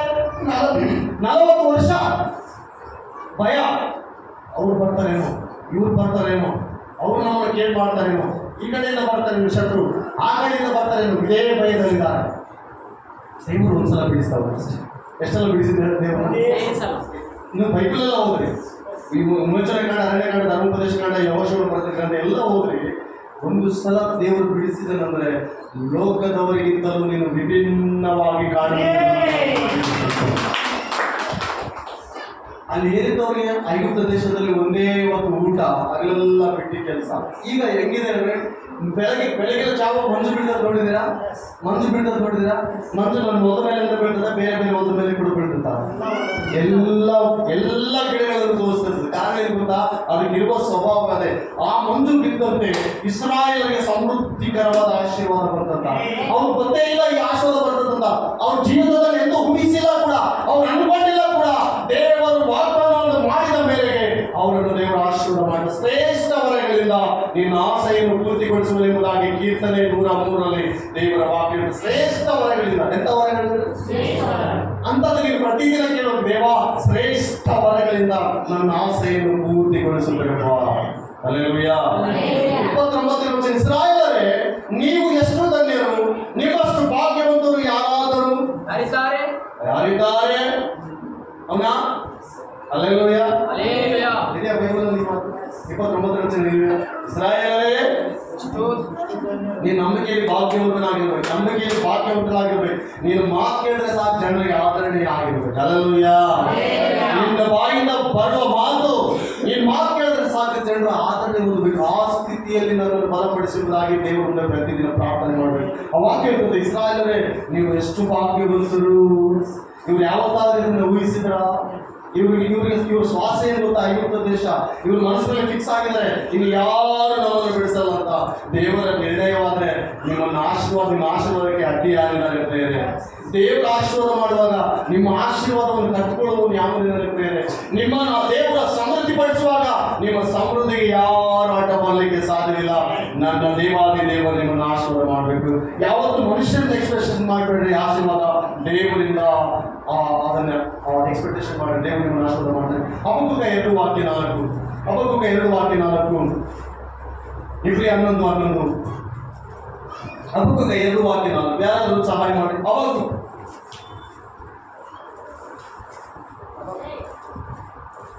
ನೀತಿವಂತನು ನಂಬಿಕೆಯಿಂದಲೇ ಇಗೋ, ಆ. ಆ ದುಷ್ಟನ ಅಂತರಾತ್ಮವು ಹಬಕ್ಕೂಕು ಯಥಾರ್ಥವಲ್ಲವು. ನೀತಿವಂತನು ತನ್ನ ನಂಬಿಕೆಯಲ್ಲೇ ಬದುಕುವನು. ಏನಮ್ಮ ನೀತಿವಂತನು ನೀತಿವಂತನಿಗೆ ನನ್ನ ನಂಬಿಕೆಯಿಂದ ಏನ್ ಸಾಕಂತ ಹೇಳ್ರಿ? Hallelujah hallelujah. ಹಲ್ಲೆಲೂಯಾ. ಲೋಕದ ಐಶ್ವರ್ಯ ಅಲ್ಲ, ಅನೇಕರು ಲೋಕದಲ್ಲಿ ಐಶ್ವರ್ಯವಂತರಾಗಬೇಕು, ಚೆನ್ನಾಗಿರ್ಬೇಕು, ರಿಚ್ ಆಗ್ಬೇಕು, ಅದಾಗ್ಬೇಕು, ಇದಾಗ್ಬೇಕು ಅಂತ ಮಾಡಿ ಯಾವುದೋ ಒಂದು ದುಷ್ಟಮೇಲೆ ಸಿಕ್ಕಿಕೊಂಡ್ಬಿಡ್ತಾರೆ. ಸೈತಾನ್ ಪ್ಲಾನ್ ಅನೇಕರಿಗೆ ಗೊತ್ತಿರಲ್ಲ. ದೇವರು ಕೊಡೋವರಿಗೆ ವೇಟಿಂಗ್, ದೇವರು ಕೊಡೋವರಿಗೆ ವೇಟಿಂಗ್. ಮೋಸ 40 ದಿನ ಹಗಲು ಸಿನಾಯಿ ಬೆಟ್ಟದಲ್ಲಿ ಪ್ರಾರ್ಥನೆ ಮಾಡುವಾಗ ದೇವರು ಒಂದಿಸ್ತಲೇ ಅವನಿಗೆ ಉತ್ತರ ಕೊಡಲಿಲ್ಲ. ಒಂದಿಸ್ತಲೇ ಆಯ್ತಪ್ಪ ಹೋಗಂತ ಹೇಳಿಲ್ಲ. 40 ದಿವಸ ಆದ್ಮೇಲೆ ಪ್ರಾರ್ಥನೆ ಮಾಡಿದಂತೆ ಎಲ್ಲಿ ಆ ಬೆಟ್ಟದ ಮೇಲೆ ಇಸ್ರಾಯೇಲ್ ಎಲ್ಲರೂ ಕೆಳಗಟ್ಟಿದ್ದಾರೆ. ದೇವರು ನಿರೀಕ್ಷಿಸ್ತಾ ಇದ್ದಾರೆ. ಮೋಸೆ ಪ್ರಾರ್ಥನೆ ಮಾಡ್ತಾ ಇದ್ದಾರೆ, ದೇವರಿಗೆ ಏನಾದ್ರು ಉತ್ತರ ಕೊಡ್ತಾನೆ ಎಂಬುದಾಗಿ. ಆದ್ರೆ 40 ದಿನ ಕಳೆದು 40 ದಿನ ಮೇಲೆ ದೇವರು ಹೇಳ್ತಾ ಇದ್ದಾರೆ, ಈ ರೀತಿ ಇರ್ಬೇಕು, ಹಿಂಗಿರ್ಬೇಕು, ಹಂಗಿರ್ಬೇಕಂತ. ಬೇರೆ ನಾವು ಅನ್ಕೊಳ್ಳುವ ವಿಷಯಗಳೇನು ಗೊತ್ತಾ? ಯಾವಾಗ ನಮ್ಮ ಕುರಿತವಾಗಿ ನಾವು ಆಲೋಚನೆ ಮಾಡ್ತಾ ಇರ್ತೀವಿ. ಹಾಗೆ ಮಾಡೋದು ತಪ್ಪಂತಲ್ಲ. ನೀನು ಐಶ್ವರ್ಯ ಚೆನ್ನಾಗಿರ್ಬೇಕು, ನಿನ್ನ ಕುಟುಂಬ ಚೆನ್ನಾಗಿರ್ಬೇಕು, ನೀನ್ ಚೆನ್ನಾಗಿರ್ಬೇಕು, ಪೋಷಿಸಲ್ಪಡ್ಬೇಕು, ನೀನು ಧನ್ಯರಾಗ್ಬೇಕು, ಇದೆಲ್ಲ ಯಾವುದು ತಪ್ಪಲ್ಲ. ಆದ್ರೆ ದುರಾಸೆ ಬಹಳ ತಪ್ಪು. ಜಲ್ದಿ ಐಶ್ವರ್ಯವಂತರಾಗಬೇಕು, ಜಲ್ದಿ ಹಂಗಾಗ್ಬೇಕು. ಅವ್ರು ಕಾಟ ಅಂದ್ರೆ ಅವ್ರು ಇತ್ತ ಅಂದಿದ್ದಾರೆ, ನಾವು ಅರ್ಥ ಹೋಗ್ಬೇಕು. ಇದೆಲ್ಲ ರಾಂಗ್ ರೂಟ್. ಸೈಕಲ್ ತೋರಿಸ್ತಾನೆ. ಆಮೇಲೆ ನಾವೇನ್ ಮಾಡ್ಕೊಳ್ರಿ? ಎಲ್ಲಿ ಒದ್ದಾಡಕ್ ಬರಂಗಿಲ್ಲ, ಏನ್ ಮಾಡ್ತಾನೆ ಸೈತಾನು? ಎಲ್ಲ ಕಡೆಗಳಲ್ಲಿ ಬಕ್ಕೆ ಇರ್ತದೆ. ನಮ್ಮ ಕೊಡಕ ತೂತಿಗೆ ನಮ್ಮ ಕೊಡಕ ಏನಿರ್ತದೆ ಎಲ್ಲ ಕಡೆಗಳಲ್ಲಿ ಬಕ್ಕೆ. ಆಗ ನೀರು ತುಂಬ ಆಗ್ತದೆ ಅಲ್ಲೇ ಸಿಂಪಲ್ ಟಿಕ್ಸ್. ಕೊಡ ಬಕ್ಕೆ ಇದ್ರೆ ಏನಾಗ್ತದೆ? ಮನುಷ್ಯ ಜೀವಿತ ಕೂಡ ಅಷ್ಟೇ. ಅಭಿವೃದ್ಧಿಗೆ ಕಾರಣ ಏನು ಗೊತ್ತಾ? ನೀನು ಕೈ ಬಾರಿ ಶುದ್ಧ ಇರಬೇಕು. ದೇವರ ವಾಕ್ಯ ಹೇಳ್ತದೆ, ನೀನು ಸಾಲ ಮಾಡಬೇಡ ಅಂತ ಹೇಳ್ತದೆ. ದೇವರ ವಾಕ್ಯ ಹೇಳ್ತೇನೆ ಏನ್ ಹೇಳ್ತದೆ ದೇವರ ವಾಕ್ಯ? ಕೇಳಿದಿರ ನೀವು ಯಾವತ್ತಾದ್ರು? ಧರ್ಮೋಪದೇಶ 28ನೇ ಅಧ್ಯಾಯದಲ್ಲಿ ನಾವು ನೋಡುವುದಾದ್ರೆ, ನೀವು ಸಾಲ ಕೊಡುವುದೇ ಹೊತ್ತು ನೀನಾಗ ಸಾಲ ಮಾಡಿದೆ. ನೀನು ಸಾಲ ಮಾಡಿದ್ರೆ ನೀನು ಕೂಡ ತುಂಬಿದ್ದೆ. ಇನ್ನು ಎಷ್ಟು ನೀರು ತುಂಬಿದ್ರು ಆಗಲ್ಲ. ಅದನ್ನ ಮತ್ತೇನ್ ಮಾಡ್ಬೇಕು? ನೀನು ಮ್ಯಾನುಫ್ಯಾಕ್ಚರ್ ಮಾಡ್ಬೇಕು. ಆ ಕಂಪ್ನಿಗೆ ಹೋಗಿ ಅದು ತುಂಬ ಮಾಡಿ ಮತ್ತೆ ಹೊಸ ಕೂಡ ಮಾಡಿಸ್ಬೇಕು. ಅವಾಗ ನೀನು ತುಂಬಿದ್ರೆ ಓಕೆ. ಇಲ್ಲ, ಹೊಸಾದು ಪರ್ಚೇಸ್ ಮಾಡ್ಬೇಕು, ಅವಾಗ ಓಕೆ. ಅಲ್ಲಿವರೆಗೂ ನೀನು ಕೂಡ ಏನಾಗಿರ್ತದೆ ಹೇಳ್ರಿ? ಇದು ದೇವರಿಂದ ಎಲ್ಲ ಬೇರೆ. ಕೆಲವೊಂದ್ಸಲ ದುಷ್ಟ ನಮ್ಮನ್ನು ಹಿಡ್ಕೊಂಡೋಗಿ ಬೇಕಂತಲೇ ನಮ್ಮನ್ನು ಒಪ್ಪಿಸ್ತಾ ಇರ್ತಾನೆ. ಎಲ್ಲಿಗೆ? ಉಪದ್ರವಗಳಿಗೆ. ಆದ್ರಿಂದ ವಾಕ್ಯ ದೇವರೇ, ಈ ದಿನ ಓಡ್ಲಿ ಬರೀ ಸೈಕಲ್ ಅಲ್ಲಿ ತಿರುಗ್ತಾ ಇದ್ದೀನಿ, ಒಂದು ದಿನ ಬರ್ತದೆ ನನಗೆ, ನಾನು ಕೂಡ ಮೇಲಿನ ಕೃಪೆಯಲ್ಲಿ ತಿರುಗುವಂತ ಕಾಲ ಬರ್ತದೆ. ಒಂದ್ ವೇಳೆ ದೇವರೇ ನನಗೆ ಕಾರ್ ಇಲ್ಲದೆ ಪರವಾಗಿಲ್ಲ, ಬೈಕ್ ಇಲ್ಲದೆ ಪರವಾಗಿಲ್ಲ, ನಾನು ಇದ್ದಿದ್ರಲ್ಲೇ ಸಂತೃಪ್ತನಾಗಿ ಜೀವಿಸುವಂತೆ ಕೃಪೆ ಮಾಡಿ. ಅಲ್ಲಿ ನನಗಿರುವುದರಲ್ಲೇ ಸಂತೃಪ್ತರಾಗಿರುವಂತೆ ಸಹಾಯ ಮಾಡಿ. ಇಲ್ಲಿ 1000 ಆತ್ಮಗಳಿಲ್ಲ ಪ್ರಿಯರೇ, ಇಲ್ಲಿ 100 ಆತ್ಮಗಳಿಲ್ಲ. ಆದ್ರೆ ವಾಕ್ಯ ದೇವರು ಮಾತನಾಡುವಾಗ 1000 ಜನರಿಗೆ ಬೇಕಾದಂತ ದೈವಿಕ ಮನ್ನ ದೇವರು ಸುರಿಸ್ತಾನೆ ಇದ್ದಾರೆ. ಹಲ್ಲೆಲೂಯಾ. ಎಷ್ಟು ಜನ ಆದ್ರೂ ಇದನ್ನು ಸ್ವೀಕಾರ ಮಾಡುವ ಅಷ್ಟು ದೈವ ವಾಕ್ಯ ಆತನ ಪ್ರಸನ್ನತೆ ಹೋಗ್ತಾ ಇದೆ. ಬಟ್ ಅದರಲ್ಲಿ ನನಗೆ ಸ್ಯಾಟಿಸ್ಫೈಡ್ ಏನು ಗೊತ್ತಾ? ದೇವರ ವಾಕ್ಯದಲ್ಲಿ. ದೇವರ ವಾಕ್ಯ ಕೇಳಿ ಜನರು ಕಟ್ಟಲ್ಪಡ್ತಾ ಇದ್ದಾರಾ? ತಮ್ಮ ಜೀವಿತವನ್ನು ಕಟ್ಟಿಕೊಳ್ತಾ ಇದ್ದಾರಾ? ಇಲ್ಲಿ 100 ಮಂದಿ ಅವಶ್ಯಕತೆ ಇಲ್ಲ, 10 ಮಂದಿ ತಮ್ಮ ಜೀವಿತವನ್ನು ಕಟ್ಟಿಕೊಂಡು ದೇವರಿಗೆ ಹತ್ರವಾಗಿ ದೇವರ ನಿಮಿತ್ತವಾಗಿ ಜೀವಿಸಿದರೆ ಸಾಕು. ಅಲ್ಲಿ ನಿಮಗೆ ಕಿರೀಟ, ನನಗೂ ಕೂಡ ಅದೇ ಕಿರೀಟ ಆಗ್ತದೆ. ಕೃಷ್ಣನಿಗೆ ಹೋಗ್ಬಾರ್ದು. ಸೈತಾನ್ ಏನ್ ಮಾಡ್ತಾನೆ ಅಂದ್ರೆ, ಅನೇಕ ಸಲ ನಮ್ಮನ್ನು ಇಲ್ಲ ಸಲದನ್ನು ಮಾಡಲಿಕ್ಕೆ ಪ್ರೇರಣೆ ಮಾಡ್ತಾನೆ. ಮಾಡಪ್ಪ, ಇದು ಮಾಡಪ್ಪ, ಅದು ಮಾಡಪ್ಪ, ಅದು ಮಾಡು, ಇದು ಮಾಡು. ದೇವರು ಕೊಡೋರಿಗೆ ವೇಟಿಂಗ್ ಅಲ್ಲಿದೆಯಾ? ದೇವರು ಮಾಡುವವರಿಗೆ ವೇಟಿಂಗ್ ಅಲ್ಲಿರು. ನಿನಗೊಂದು ನಡೆಸುವಿಕೆ ಇದೆ, ನಿನಗೊಂದು ಆತ್ಮ ನಡೆಸುವಿಕೆ ಇದೆ. ನೀನೊಂದು ಪ್ರತ್ಯಕ್ಷಪಟ್ಟ ವ್ಯಕ್ತಿ, ನೀನು ಆಶ್ರಯಪಟ್ಟ ವ್ಯಕ್ತಿ, ಆಶ್ರಯಪಟ್ಟ ಸಹೋದರ ಲೋಕದಲ್ಲ. ಈ ನೆನಪೇಕರ ನಿನಗೆ ಲೋಕದಲ್ಲಿ ನಿನಗೆ ಸ್ವೇಚ್ಛೆ ಇಲ್ಲ. ನೀನು ವಿಭಿನ್ನವಾಗಿ ಕಾಣುವ ವ್ಯಕ್ತಿಯನ್ನಾಗಿ ದೇವರು ಆರಿಸಿಕೊಂಡಿದ್ದಾನೆ. ವೇಟಿಂಗ್ ಅಲ್ಲಿ ನೀನು ಬ್ಲೆಸ್ಸಿಂಗ್ ಬರುವಾಗ, ನಿನಗೆ ಆಶೀರ್ವಾದ ಬರುವವರೆಗೆ ಹೆಂಗಿರ್ಬೇಕು ಗೊತ್ತಾ? ವೇಟಿಂಗ್ ಅಲ್ಲೇ ಇರ್ಬೇಕು. ಏನಿಲ್ಲ ಅದು ದೇವರಿಗೆ ಗೊತ್ತು. ಗೊತ್ತಿಲ್ಲ, ಏನಿಲ್ಲ ದೇವರಿಗೆ ಗೊತ್ತು. 5,000 ಜನಕ್ಕೆ ಪ್ರಸಂಗ ಮಾಡ್ತಾರೆ ಯೇಸು ಸ್ವಾಮಿಗೆ. ಯಾರಾದ್ರು ಕ್ಯಾರಿಯರ್ ತಗೊಂಡಿದ್ರಾ? ಅಡಿಗೆ ಮಾಡಿದ್ರಾ? ಬಿರಿಯಾನಿ ಮಾಡಿದ್ರಾ? ನೋ. ಇದು ಯಾವುದು ಆಸ್ಕಾರ ಇಲ್ಲ. ಕೇವಲ 5 ರೊಟ್ಟಿ 2 ಮೀನುಗಳಿಂದ 5,000 ಜನರಿಗೆ ನನ್ನ ಪ್ರಭು ಯೇಸು ಕ್ರಿಸ್ತನು ಭೋಜನ ಕೊಟ್ಟ. ನಂಬಿಕೆ, ವಿಶ್ವಾಸ, ನೀನು ನಂಬಬೇಕು. ಅಂತ ಕೇಂದ್ರದಲ್ಲಿ ಕಾರ್ಯ ಮಾಡಿದ ದೇವರು ಬರಡಾದ ನನ್ನ ಜೀವಿತವನ್ನು ಕಟ್ಟಿ ನನ್ನನ್ನು ಉನ್ನತ ಸ್ಥಿತಿಗೆ ತರಲಾತನು ಶಕ್ತನು. ಹಲ್ಲೆಲೂಯಾ. ಬಡವರಿಗೆ ಅದನ್ನು ಸಹಾಯ ಮಾಡಿದ್ರೆ ಯಾರಿಗೆ ಮಾಡ್ತಾನೆ ಹೇಳ್ರಿ? ದೀನ ದರಿದ್ರರಿಗೆ ಸಹಾಯ ಮಾಡುವುದ್ರೆ ಯಾರಿಗೆ ಮಾಡ್ತಾನೆ ಹೇಳ್ರಿ? ನಮ್ಮಂತರಿಗೋಸ್ಕರ ಆತನು ಬಂದಿದ್ದು. ನೀನು ಐಶ್ವರ್ಯವಂತರ ಮುಂದೆ ನಿನ್ನನ್ನು ಘನಪಡಿಸೋದಕ್ಕಾಗಿ ಆತನ ಬಂದಿದ್ದು, ಅವಮಾನಪಡಿಸೋದಕ್ಕಾಗಲ್ಲ. ಇದು ರಾಂಗ್. ಅನೇಕರಿಗೆ ಅವಮಾನಕ್ಕೆ ಗುರಿ ಆಗ್ತೀವಿ ನಾವು. ಏನ್ ಮಾಡಪ್ಪ ಏ ಸ್ವಾಮಿ, ನಮ್ದು ಏನಾಯ್ತು ನಿನಗೆ? ನಿನಗೇ ಸಾಲ ಇದಮ್ಮ, ನಿನಗೇ ಸಾಲ ಇದೆ, ನೀನೇ ಹಿಂಗಿದೆ ಹಂಗಿದೆ ಅಂದ್ರೆ ದೇವರಿಗೆ ಅವಮಾನದು. ಇನ್ನತ್ರ ಒಂದು 10 ರೂಪಾಯಿ ಕೊಡೋ ಸ್ಟೇಜಲ್ಲಿ ನಿಲ್ಲಬೇಕು. ಅದು ದೇವರು ಇಡ್ತಾನಂಗ. ಏನಿಲ್ಲದವನು ದೇವರು ಆರಿಸಿಕೊಂಡಿದ್ದಾನೆ. ಏನಿಲ್ಲದವನು ದೇವರು ಮಿನಿಸ್ಟರ್ಗಳನ್ನಾಗಿ ಮಾಡಿದ್ದಾನೆ. ಅಬ್ರಹಾಂ ಲಿಂಕನ್ ನೋಡಿದ್ದೀರಾ? ಅಬ್ರಹಾಂ ಲಿಂಕನ್ ಯಾರು ಹೇಳ್ರಿ? ಒಬ್ಬ ಸಾಧಾರಣ ಚಪ್ಪಲಿ ಮಾಡುವ ಮನುಷ್ಯ. ಅಮೆರಿಕ ದೇಶಕ್ಕೆ ಅಧ್ಯಕ್ಷನಾದ 9 ಸಲ ಸೋತ. 9 ಸಲ ಅವನು ಫೇಲ್ಯೂರ್. ಆದ್ರೆ ಟ್ರೈ ಮಾಡಿದ, ದೇವರೇ ಏನಾದ್ರು ಮಾಡಿ ಒಂದ್ಸಲ ಈ ಅಮೆರಿಕ ದೇಶವನ್ನು ಆಳ್ಬೇಕು ಪ್ರಭು. ಆ ವಿಶ್ವಾಸ ನನಗಿದೆ, ನನ್ನ ದೇವರು ನನ್ನನ್ನು ಘನಪಡ್ತಾನೆ ಎಂಬುದಾಗಿ. ಇದೇ ಅಮೆರಿಕ ದೇಶದಲ್ಲಿ ಎಲ್ಲಿ ನಾನು ಸೋತೋಗಿದ್ದೀನೋ, ಎಲ್ಲಿ ನಾನು ಧೈರ್ಯ ತೆಗೆಸಿದ್ದೀನೋ, 9 ಸಲ ಯಾವ ಜನರು ನನ್ನನ್ನು ಸೋಲಿಸಿದರೋ ಅದೇ ಜನರು ಬಂದದಲ್ಲಿ ನಾನು ಒಂದ್ಸಲ ಗೆದ್ದು ತೋರಿಸಬೇಕು. ಯಾಕೆ ಪ್ರಿಯರೇ? ನಮ್ಮ ಆತ್ಮಬಲ, ನಂಬಿಕೆ ಕಡಿಮೆ ಆಗಬಾರ್ದು. ಏನಿದ್ರೆ ಪರವಾಗಿಲ್ಲ, ಬಟ್ಟೆ ಇಲ್ವಾ ಅಂತಂದ್ರೆ ದೇವರಿಗೆ ಸ್ತೋತ್ರ. ದೇವರು ಒಳ್ಳೆ ಬಟ್ಟೆ ಕೊಡ್ತಾನೆ, ಒಳ್ಳೆ ವೆಹಿಕಲ್ ಇಲ್ವಾ ದೇವರಿಗೆ ಸ್ತೋತ್ರ. ಒಳ್ಳೆ ಮಕ್ಕಳು ಎಲ್ಲ ಕೊಡ್ಲಿಕ್ಕೆ ಶಕ್ತನು. ಈ ವರ್ಷ ಒಳ್ಳೆ ಬೆಳೆ ಬೆಳೆದಿಲ್ವಾ, ದೇವರಿಗೆ ಸ್ತೋತ್ರ. ನೆಕ್ಸ್ಟ್ ವರ್ಷ ಡಬಲ್ ಕೊಡ್ತಾನೆ. ಡಬಲ್ ತ್ರಿಬಲ್ ಮತ್ತೆ 3 ಪಟ್ಟು ದೇವರಿಗೆ ಆಶೀರ್ವಾದ. ಎಷ್ಟು ಹೇಳಿ? ಬೆಳೆ ನಷ್ಟ ಆಯ್ತು, ಅದಾಯ್ತು. ನೋ, ದೇವರಿಗೆ ಪ್ರಭಾ ಬರೋ ವರ್ಷ ಈ ಬೀಜ ಹಾಕ್ತಾ ಇದ್ದೀನಿ, ಈ ಬೀಜವನ್ನು ಅಭಿವೃದ್ಧಿಪಡಿಸಿ 100ರಷ್ಟು ನನ್ನ ಆಶೀರ್ವಾದ. ಇಶಾಕನಿದ್ದಾನೆ, ಆತನು ಬೀಜ ಬಿದ್ದಿದ್ರಂತ ಅದೇ ವರ್ಷದಲ್ಲಿ 100ರಷ್ಟು ಬೆಳೆ ಹೊಂದಿದನು. ಎಷ್ಟು ಬೆಳೆ? 100ರಷ್ಟು. ಆ 100ರಷ್ಟು ಬೆಳೆ ಬಂದಿದ್ದ ಕೂಡಲೇ ಅಲ್ಲಿರುವ ಫಿಲಿಸ್ಟರ್ ಎಲ್ಲ ಒಟ್ಟಿಗೆ ಕಿಚ್ಚಿಬಿದ್ದಾರೆ. ಅಪ್ಪ ಏನು ಬೆಳೆಯಪ್ಪ ಇಲ್ಲಿ ಯಾರಿಲ್ಲಲ್ಲಪ್ಪ, ಅಷ್ಟು ಬೆಳೆ ಬೆಳೆದ ಇವ್ರು ವರ್ಷ 3 ವರ್ಷ ಜಾತ್ರೆ ಮಾಡಿ ಕೆಟ್ಟೋಗ್ ಅಂತ ಹೇಳ್ತಾರೆ ಅಂತ. ಆದ್ರೆ ಇಶಾಕನು ಸಮೃದ್ಧಿಕರವಾಗಿ ದೇವರು ನಡೆಸ್ತಾ ಇದ್ದಾರೆ. ಹಲ್ಲೆಲೂಯಾ. ಆತ್ಮೀಯ ದೇವರು ದರಿದ್ರನಾಗಿ ಬಿಡ್ಲಿಕ್ಕೆ ಆತನು ಅಲ್ಲ, ನೀನು ನಂಬಿಕೆಯಲ್ಲಿರ್ಬೇಕು. ಹಬಕ್ಕೂಕನು ವಾಕ್ಯ ಇರ್ತದೆ, ಹಬಕ್ಕೂಕ 2:4 ನೀತಿವಂತನು ಬರೀ ನಂಬಿಕೆಯಿಂದಲೇ ಬರುತ್ತಾನಂತ. ದೂರಿರುವಗಳಲ್ಲಿ ನೋಡ್ಬೇಕಷ್ಟೇ. ಅಪ್ಪ ಬರ್ತದೆ ನನಗೆ. ಹಲ್ಲೆಲೂಯಾ. ಒಬ್ಬರೇ ಇರೋದು ಎಲ್ಲರೂ ಹೇಳಿ ನೋಡೋಣ.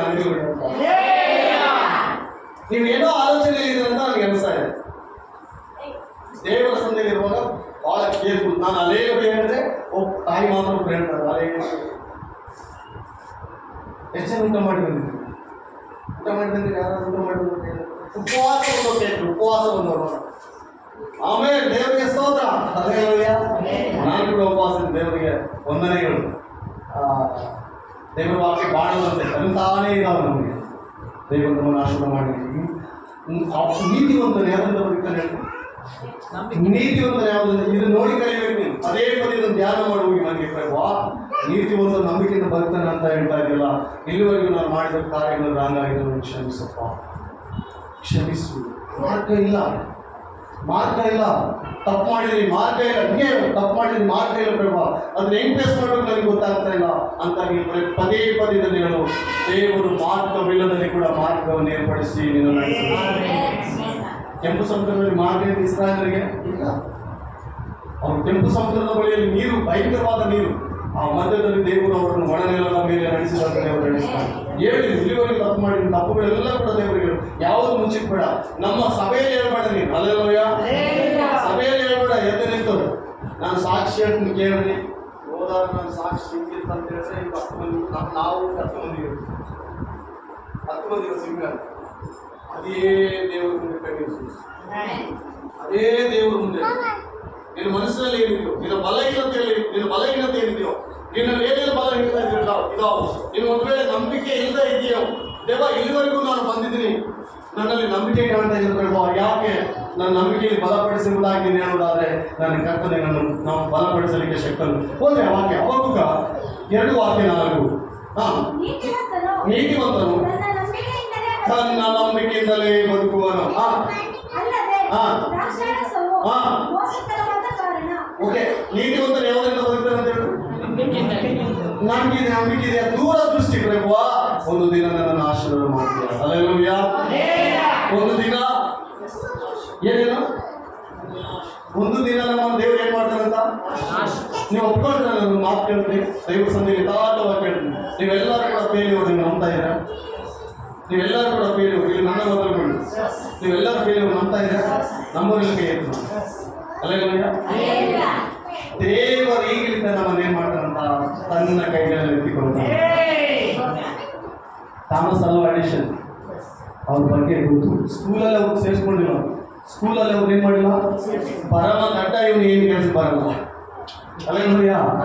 ಏನೇನು ಕೆಲಸ ಬರಲ್ಲ ಅಂತ ಅವ್ರ ತಾಯಿಗೆ ಲೆಟರ್ ಬಂದ್ಬಿಟ್ರಂತ ಟೀಚರ್, ಸ್ಕೂಲ್ ಟೀಚರ್. ಆ ಲೆಟರ್ ತಗೊಂಡು ಯಥಾರ್ಥವಾಗಿ ಅವ್ರ ಅಮ್ಮನ ಕೈ ಕೊಟ್ರೆ ಅವ್ರ ಅಮ್ಮ ಸ್ಟಡಿ ಮಾಡಿ ಸುಮ್ಮನೆ ಆಗ್ಬಿಟ್ಟು ಇಷ್ಟು ದೊಡ್ಡ ಕಟ್ಟ ಅಂತ ನಮ್ಮ ಮನೆ ನನಗೆ ಗೊತ್ತಿರಲಿಲ್ಲ. ದೇವ್ರಿಗೆ ಸ್ತೋತ್ರ. ಆದ್ರೆ ಸ್ಕೂಲ್ಗೆ ಹೋಗ್ಲಿದ್ರೆ ಪರವಾಗಿಲ್ಲ, ನನ್ನ ಮನೆಯಲ್ಲಿ ಸ್ಟೀಚಿಂಗ್ ಕೊಡ ನೋಡೋಣ ಹೆಂಗೆ ಇರ್ತಾರಂತ. ತಾಯಿ ಸ್ಟೀಚಿಂಗ್ ಕೊಟ್ಟರು.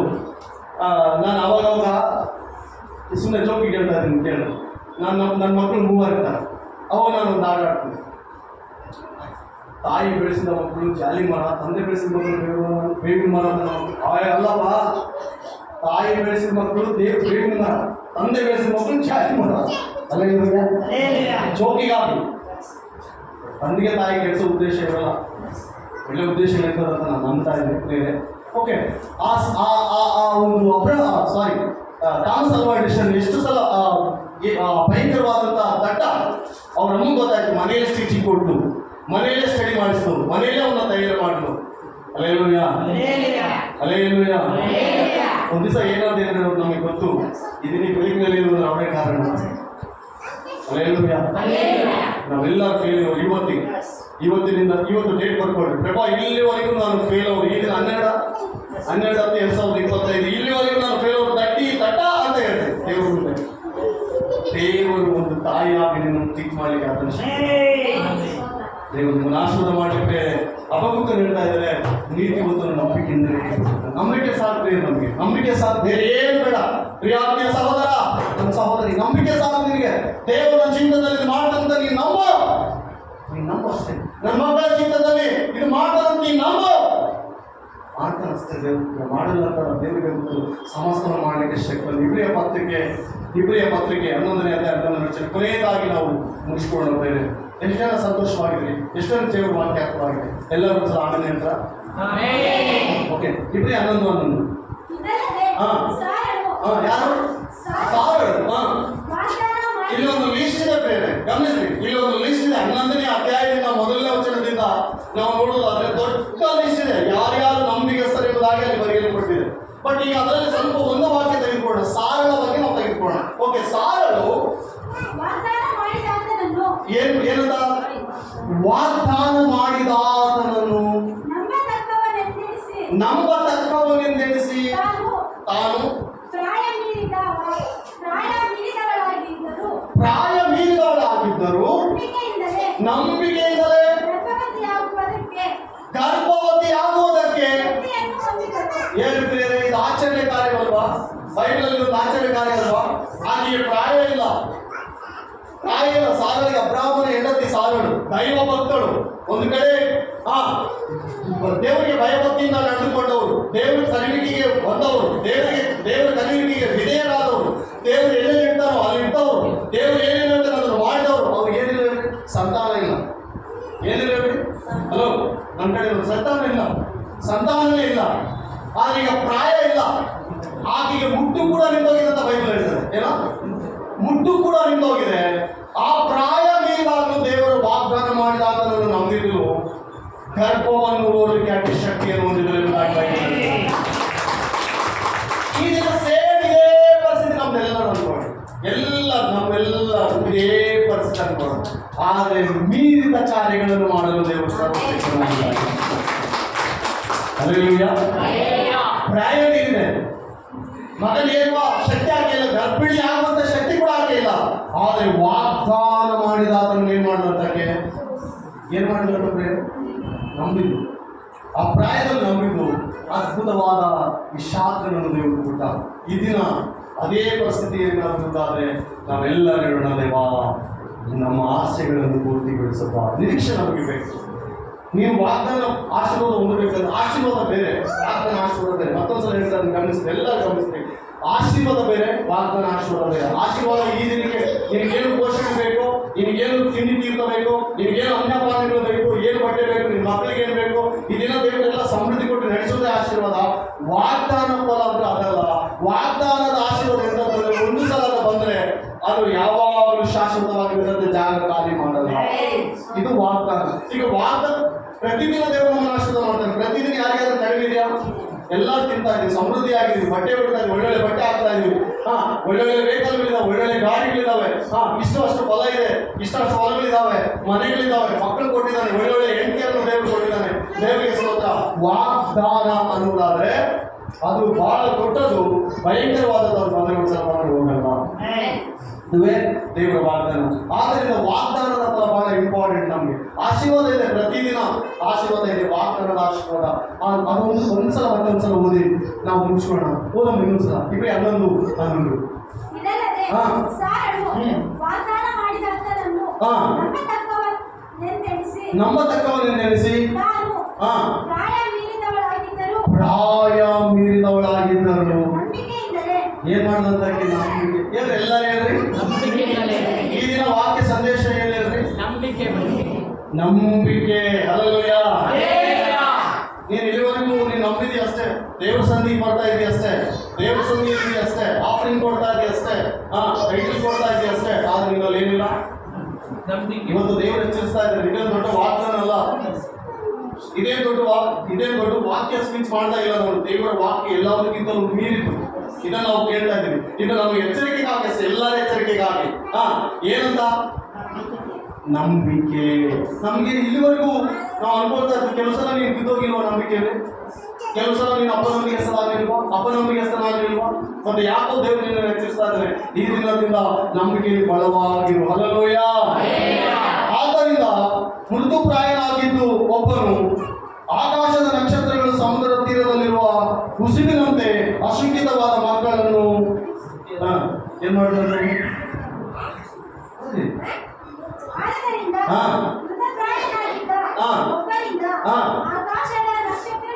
ಆಕಾಶದಲ್ಲಿರುವ ಆಶೀರ್ವಾದ. ಎಷ್ಟು ನಕ್ಷತ್ರಗಳು ಯಾರು ಎಣಿಸಿಕೆ ಆಗ್ತದ? ಆಗ್ತದ ಪ್ರಿಯರೇ. ಅನೇಕ ಸಲ ಟ್ರೈ ಮಾಡಿದ್ದೀವಿ, ನಕ್ಷತ್ರಗಳು ಎಣಿಸಿಕೆ ಅನೇಕ ಸಲ ಟ್ರೈ ಮಾಡಿದ್ವಿ. ಬೈಬಲ್ ಹೋದಾಗ ನಾನು ಒಂದ್ಸಲ ಸ್ವಲ್ಪ ಹುಚ್ಚಿತ್ತು, ನನಗೆ ನಕ್ಷತ್ರಗಳಂದ್ರೆ ಹುಚ್ಚು ಬಂದ್ಬಿಟ್ಟಿತ್ತು. ಎಣಿಸ್ಬೋದಲ್ಲ ಅಂತ, ಎಲ್ಲ ಎಣಿಸಕ್ಕಾಗ್ತದೆ? ಆಗಲ್ಲ. ವಾಕ್ಯ ಹೇಳ್ತದೆ ಅಷ್ಟು ಆಶೀರ್ವಾದ ದೇವರು ನಮಗೆ. ಸ್ವಲ್ಪ ಕೊನೆಯದಾಗಿ ಮುಗಿಸ್ಕೊಳ್ಳೋದು. ಸಮುದ್ರ ತೀರದಲ್ಲಿರುವ ಕುಸುಬಿನಂತೆಯೂ ಅಸಂಖ್ಯವಾಗಿ ಮಕ್ಕಳು ಹುಟ್ಟಿದರು. ಇವರೆಲ್ಲರೂ ವಾಗ್ದಾನದ ಫಲಗಳನ್ನು ಹೊಂದದೆ ಅವುಗಳನ್ನು ಗಂಡಸರೊಬ್ಬರು ಗಂಡು ಮಕ್ಕಳು. ಆದ್ದರಿಂದ ಮೃದುಪ್ರಾಯನಾಗಿದ್ದ ಒಬ್ಬನಿಂದ ಆಕಾಶ ನಕ್ಷತ್ರಗಳಂತೆಯೂ ಸಮುದ್ರ ತೀರದಲ್ಲಿರುವ ಕುಸುಬಿನಂತೆಯೂ ಅಸಂಖ್ಯವಾಗಿ ಮಕ್ಕಳು ಹುಟ್ಟಿದರು. ಇವರೆಲ್ಲರೂ ವಾಗ್ದಾನದ ಫಲಗಳನ್ನು ಹೊಂದದೆ ಅವುಗಳನ್ನು ದೂರದಿಂದ ನೋಡಿ ಏನ್ ಮಾಡಿದಂತವ್ರು ನಾವೇನಾಗಿರ್ಬೇಕು ಹೇಳ್ರಿ? ದೂರದೃಷ್ಟಿ ಉಳ್ಳವರಾಗಿರ್ಬೇಕು. ಅದು ವಾಗ್ದಾನ. ದೂರದೃಷ್ಟಿ ಅನ್ನೋದು ಏನಿಲ್ರಿ? ವಾಗ್ದಾನ. ಆಶೀರ್ವಾದ ಅನ್ನೋದು ಈ ದಿನ ಸಮೃದ್ಧಿ. ದೇವರು ಈಗ ಮನೆಗೆ ಹೋದ ಕೂಡಲೇ ನಮಗೆ ಚಿಕನು, ಮಟನು, ಫಿಶು, ಇನ್ನೊಂದು ಎಗ್ಗು, ಅದು ತಿಂದೇ ಇದ್ರೆ ಇವತ್ತು ನಮಗೆ ಸಂಡೆ ಅನ್ನೋದು ಕಾಣಿಸಲ್ಲ. ಕರೆಕ್ಟಾ? ಅದು ಅಭ್ಯಾಸ ಆಗಿಬಿಟ್ಟಿದೆ ನಮ್ಗೆ, ಅದೊಂದು ಚಟ. ಹಲ್ಲೆಲೂಯಾ. ನೋಡಿ ಎಲ್ಲ ನೋಡ್ತಾ ಇದ್ದೀವಿ. ಅಪ್ಪ ಇವತ್ತು ಇವಾಗ ನೀವು ಮನಸ್ಸಿಗೆ ಆಯ್ತವ್ರಲ್ಲ, ನೀವು ಮಾಡ್ತಿದ್ರು ಅಷ್ಟೇ ನಾನು ನಿಮ್ಗೆ ಜ್ಞಾಪಿಸ್ಕೊಡ್ತಾ ಇದ್ದೀನಿ. ಹೌದಲ್ಲ, ಇವತ್ತು ಆಯ್ತವ್ರಲ್ಲ ಅಂತ ನೀವು ಅನ್ಕೊಳ್ತಾ ಇದ್ದೀರಿ. ಹಲ್ಲೆಲೂಯಾ. ಹಲ್ಲೆಲೂಯಾ. ಎಷ್ಟು ಸುಂದರವಾದ ದಿನ ಗೊತ್ತಾ ಪ್ರೇಮ ದಿನ, ಎಷ್ಟು ಸಂತೋಷಕರವಾದ ದಿನ ಗೊತ್ತಾ? ದೇವರ ಸಂಧಿಯಲ್ಲಿರುವ ದಿನ.